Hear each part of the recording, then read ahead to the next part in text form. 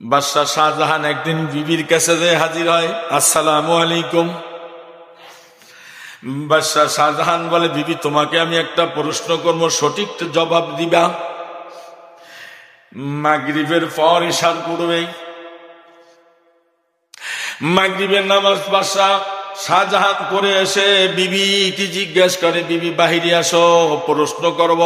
তা ঘরেই করেন, কয় না বাহিরে যাইতে হবে। এই প্রশ্নের জবাবটা আমি বাহিরে করব, বাহিরে থাইকেই তোমার জবাব দিতে হবে, প্রশ্নের উত্তর দিতে হবে। বিবি কয় চলেন। 14 তারিখ দিবাগত রাত, পূর্ণিমার রাত, ঠিক কিনা? ডাক দিয়া কা, বিবি যে কথাটা বলবো সেটা হলো এই, তুমি সুন্দর না ওই চাঁদ সুন্দর? মিষ্টি একটা হাসি দিয়া বলে, আমি সুন্দর। সুবহানাল্লাহ বলে, আরো জোরে, আর একবার। আপনি কন, আমি শুনি। বাদশাহ শাহজাহান যেমন তেমন মানুষ না, মসজিদে খুতবা দিতেন। সুবহানাল্লাহ বলেন।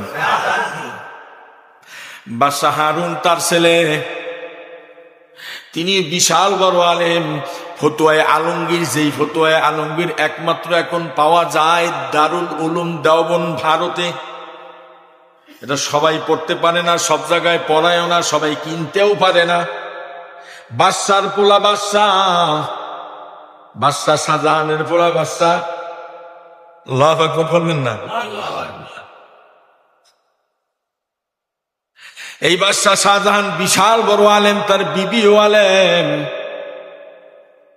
জিজ্ঞাসা করে, তুমি সুন্দর না চাঁদ সুন্দর? বিবি মিষ্টি হাসি দিয়ে বলে, আমি সুন্দর। কই তুমি সুন্দর? চাঁদের আলোতে গোটা দুনিয়া আলোকিত হয়ে গেল, তোমার চেহারা সৌন্দর্য তো আমার ঘরের একটা রুমও আলো হয় না। কারণ না, আমি সুন্দর।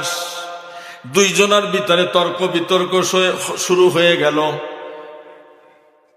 لقد خلقنا الإنسان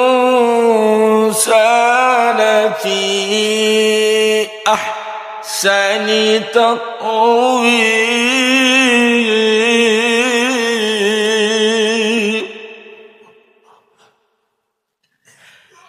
বাদশা এক পর্যায়ে কয়, বিবি তোমার কথা যদি সত্য হয় তো ভালো, কিন্তু তোমার কথা যদি সঠিক না হয় তালাক।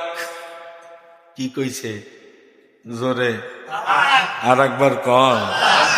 পুরুষের রাগ একটু মাথার মধ্যে সবসময় থাকে না, পুরুষের কথা গলার কাছে আইয়া থাকে, জিট টিট বাজলে কথার মধ্যে কইয়ালায় বেশি।